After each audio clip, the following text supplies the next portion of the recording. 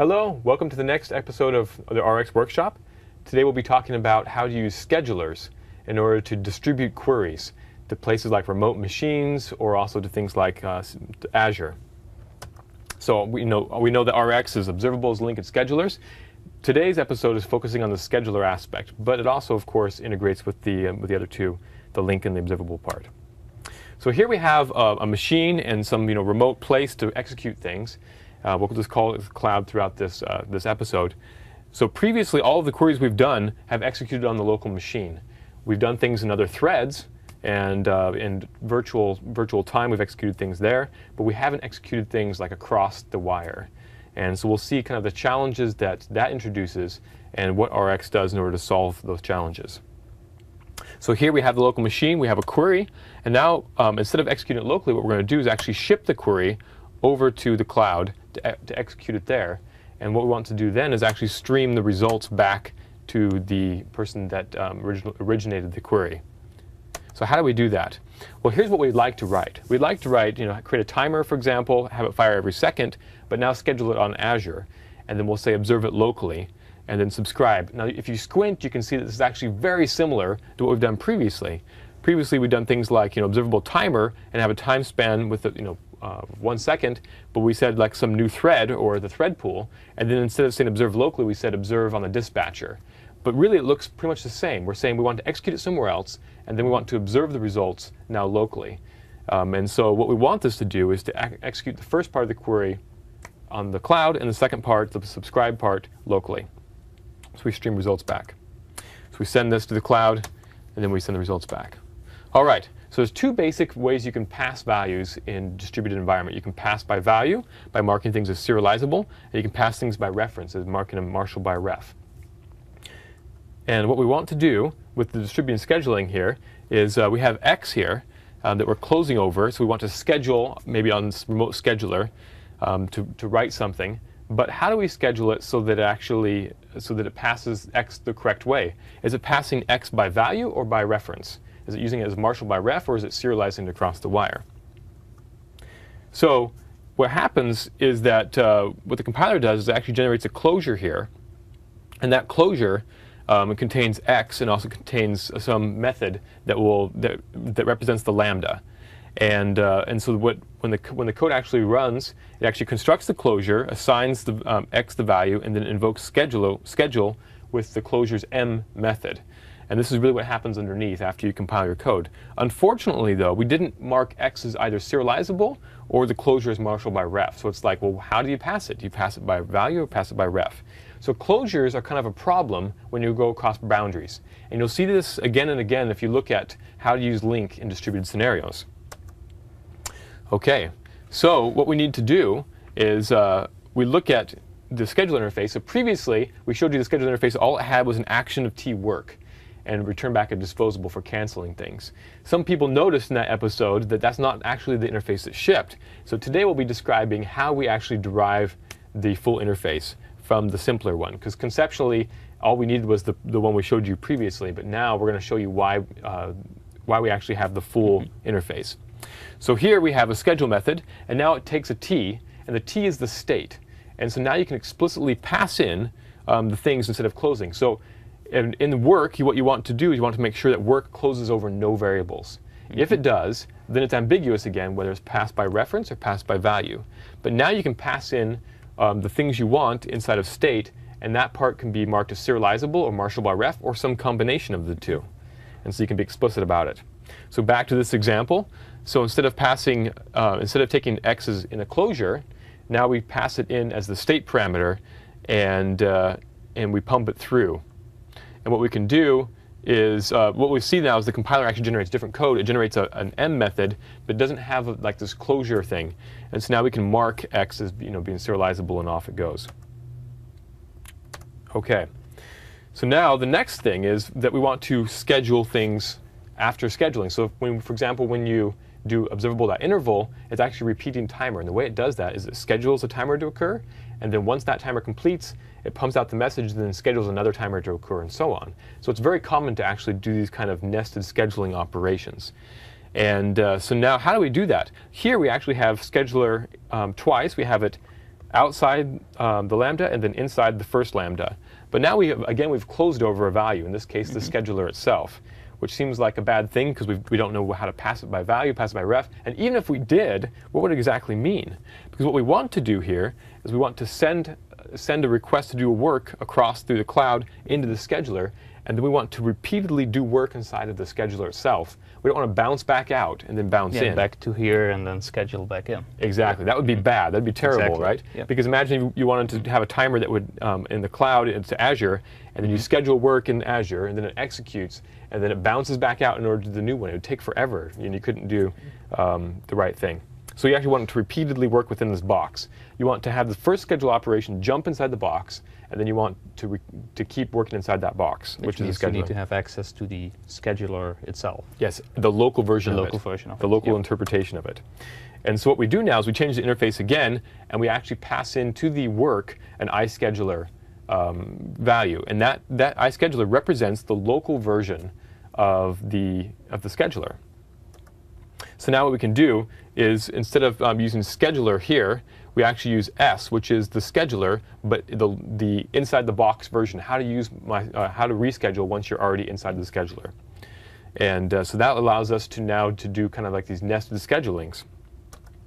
So for example, we can also fan out here. So each time, for example, we might schedule work that jumps inside of a scheduler and does a bunch of other work, schedules things, but then it may also schedule on some other scheduler, and it keeps going like this.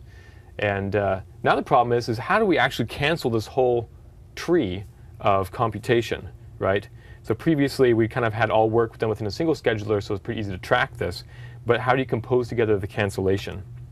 Well, the way we want to do this is we want to schedule things and then grab the disposables from both of the inner schedule items. And but how do you actually now pump that on the outside? How do you get it back out again? Because we can't pass it out by... So if somebody disposes D, yes, the other ones need to be disposed. So how exactly. do you tie the things together? How do you tie it all together? So here's what we do. Now what we're going to do is we're going to change the schedule operation, instead of being action, to return a disposable. And the disposable represents all of the work you want canceled if you are canceled yourself. So the work that's dependent upon you. So here we change the code now. We have D1 and D2, and now we want to tie it together with D. And so what we do is we just return out a composite disposable, which is a combination of the two disposables of D1 and D2. And so now when you cancel D, it will stop the work represented by the lambda as well as D1 and D2. The last thing we want to do is we want to be able to do recursive scheduling. So actually when I mentioned the interval timer, it actually is a case of recursive scheduling, where it continually schedules itself. So yes, it's scheduling back on the same scheduler, but it's actually a special version of it where it's always executing the same body of code. And in those cases, what we actually do is we have extension methods on top of the scheduler interface that take a self parameter. The self is it looks kind of strange. It'll be like action of T would be an example of that kind of the self parameter. So the type of this thing would be action of T. So what it means is, that when you invoke self, it'll actually execute the same body of code again. Okay, it schedules it to be executed again. So yes, some overloads take a time span as well, right? Exactly. That's all the timer uses. And so that's how you do recurring timers. So you'd schedule it once, and then you would invoke self with some state and then some time, and then it would reoccur at that point in time. All right, and then one note is if you want it to only occur one at a time, what you would do is you would actually make it sure that your function is tail recursive in a sense, so that you invoke self at the place you would normally return from the function, and then it works out just right. All right, so I think we're going to look at the demos now. Yep. Okay. So let's take a look at how some of the operators really are written with this, scheduling in mind behind the scenes. So how would you write, assume that you have a Windows Azure scheduler, how would you actually write an operator that generates numbers in the cloud, in a right recursive way so that you can cancel it and all of that stuff. So let's take a look at how an operator like, observable.range would be actually built. So pretty close to the range operators implementation. Let's do return, actually. Or return. Let's do return. Yeah, return is actually simple enough, I guess. Yeah. So let's do return.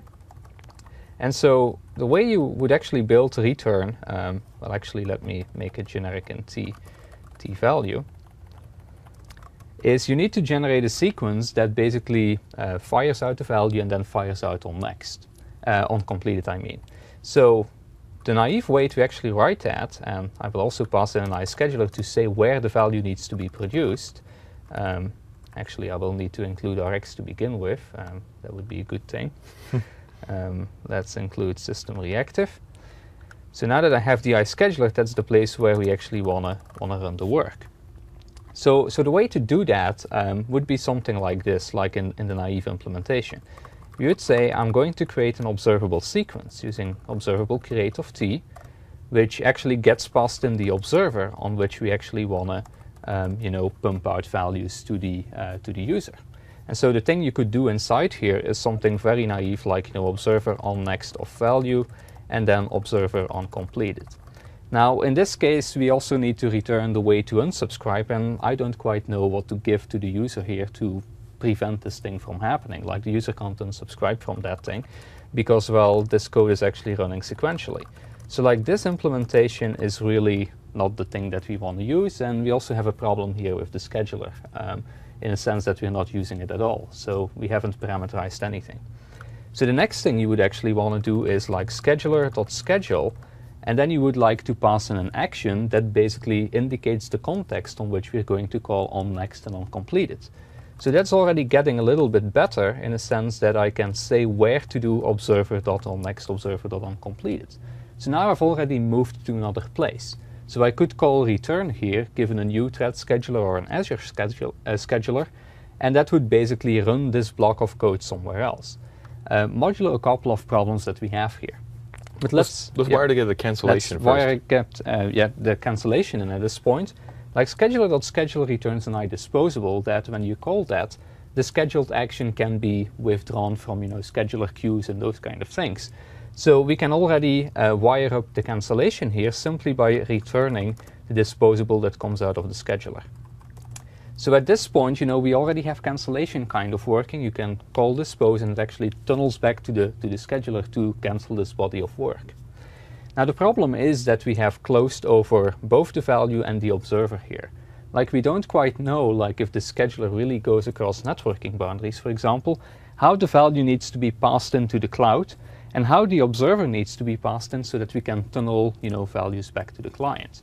So we have a number of issues sitting here. So let's first of all address the issue of the value being passed across boundaries. So passing the value across boundaries would be something you can do by passing in the value here, and then actually you will get an overload sitting here that takes in the t, which is the state, which is now the value, and then we have this action that actually can get his hands on the local version of the scheduler, which we're not using here because we're not recursing, as well as the value that was passed in. So I can, get my hands on the scheduler and value underscore, which is the value that got serialized or marshaled across boundaries here. So now I can actually call observer on next of that value underscore. But the only thing I have to do now is, like, from the schedule method, which actually has the signature of a function iScheduler t and iDisposable, I need to return all the work that sort of was recursively done there. In this case, there is no work that's recursively done, so let's actually go for a trivial implementation again in this particular Could you disposable.empty? Or disposable.empty, which is actually the stub for exactly this. Disposable.empty. So as I do that, now we're basically scheduling on the scheduler. We're passing the value explicitly into that remote box, and we can actually put our hands on value underscore. Now I will want to do something very similar with the observer, like how do you pass things back out to the user? So you would actually have to wrap this observer in something that's like marshalable across boundaries to actually send messages back. And we actually have the remote operator for, yes. I think in the experimental version, right? In the experimental version, we have a remotable operator that actually does that. Yes. And actually I've included the 1.0 version, which is the stable version, so I don't really have that operator sitting here. But the thing you would do is you would basically send the value as well as the observer, the remotable version of that to the scheduler here. That's right. So you would create some little wrapper type that contains both of those guys.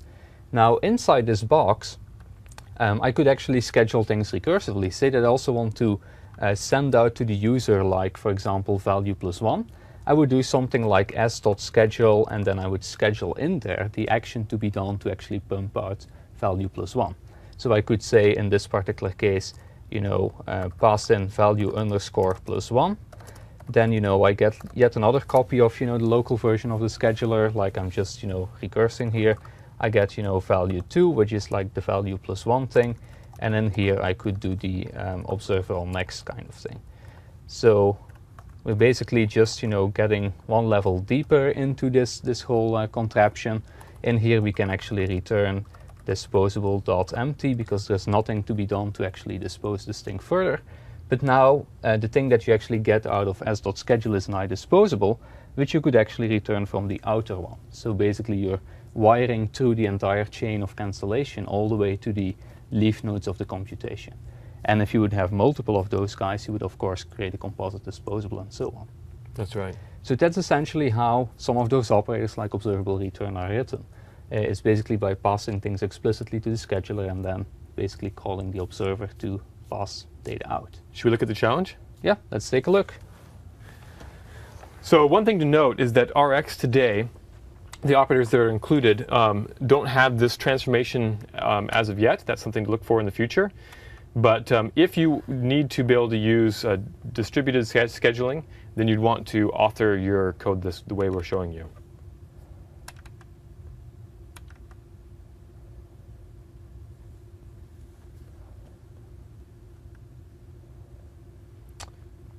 Okay, so here we actually have included an app domain scheduler. So that means we're going to be scheduling things across app domains. And we use generate here. And then we say observe locally. And then we do a for each. And we want the output to look like this. And you'll see that if I run this right now, that it actually does this on the thread pool. And this works just fine. The problem is that there's actually a bunch of closures. And so the implementation of generate is sitting yes. deeper here, right? Yeah. Exactly. So here I've implemented a custom generate. And what you'll see is that we actually close over a bunch of things. Mm-hmm. So we close over things like the result selector, the result, the exactly. observer, all the of scheduler, this stuff. Everything. Yeah. And so what you need to do is actually, the only thing you do with this challenge is rewrite the subscribe method in such a way that there are no closures. Mm-hmm. And when you've done that, then you should be able to go to the top and change scheduler.threadpool to the scheduler. Mm-hmm. And now if I'm going to run this like this, it will totally crash on me. But if you do it properly, it'll actually pump out the same output. Mm-hmm. And the crash you're seeing is actually a serialization issue of closures that we're actually heading there. So. Exactly. So have fun. This one is a challenging challenge. Mm-hmm. And if you do this and understand it, then you'll understand how to distribute code using Rx or anything else that has kind of like this functional design. Thank you, and we'll see you next time.